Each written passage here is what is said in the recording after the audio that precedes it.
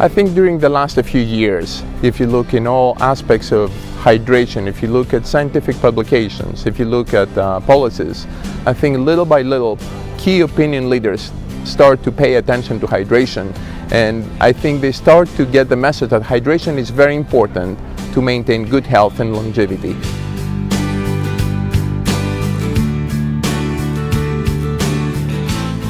Well, I think that in the past, most of our information was really anecdotal, and we really didn't have good evidence. So as a result, a lot of people have criticized the concept that 8 glasses of water a day is a healthy thing. And I would agree that there has been little evidence. But in the last year, 2 sort of observational studies, one from Stripoli and one from our group, have shown that there is some good evidence, albeit observational, that increased fluid intake actually promotes kidney health and slows the decline in kidney function. So we are now starting to get good information. We still need an RCT to overcome the problems of selection bias, which is huge in any observational study. But I'm encouraged that we're getting to the point where we're going to actually get excellent information.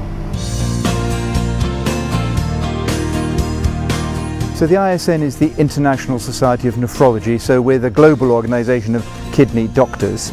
And what we're very keen to see is that good advice and correct advice is given to the public based on good science about the role of hydration and whether it does prevent disease or ameliorate disease, and so that's really our interest in being here. Yes, it's important to promote healthy hydration habits, but it's also very important to know what the right advice is.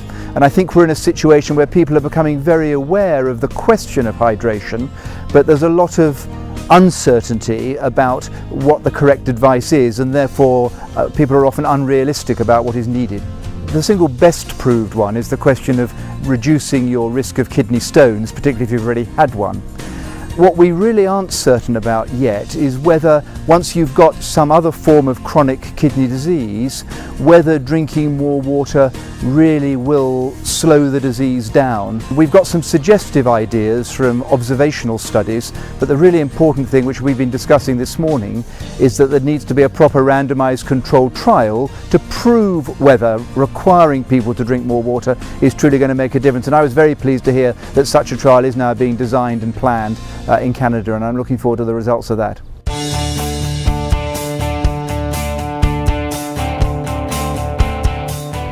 For me, the most relevant characteristic of the conference is that it is devoted to hydration, and in general in other conferences or other meetings we are addressing different topics.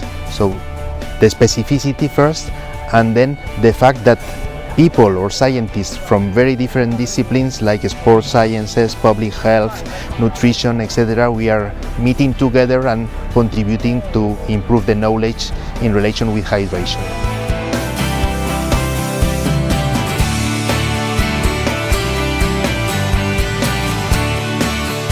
As you know, Danone's mission is to bring health through food to the largest number of people.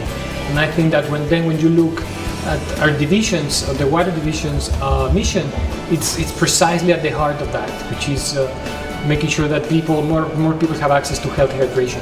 And I think that simply because of that, we believe that healthy hydration or drinking more water, it's a very simple way for people to have a better life, a better lifestyle, a healthier lifestyle. So that's why we foster these kind of efforts, these kind of forums for people and the scientists, researchers to have a place to debate and to talk about this very important topic.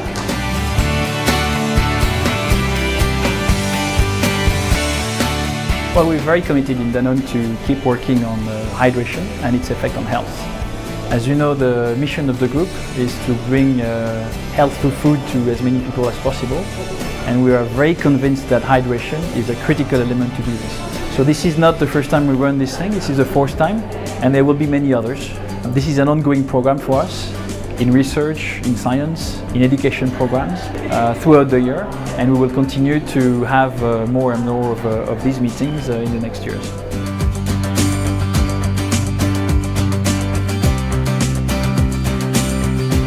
I healthy hydration, you see, well, it's very simple.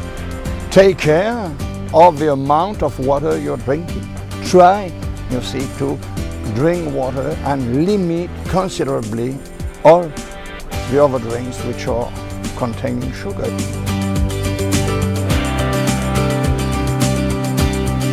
This conference is one of the few times in the world that people gather together to talk about the science of water and the research behind it.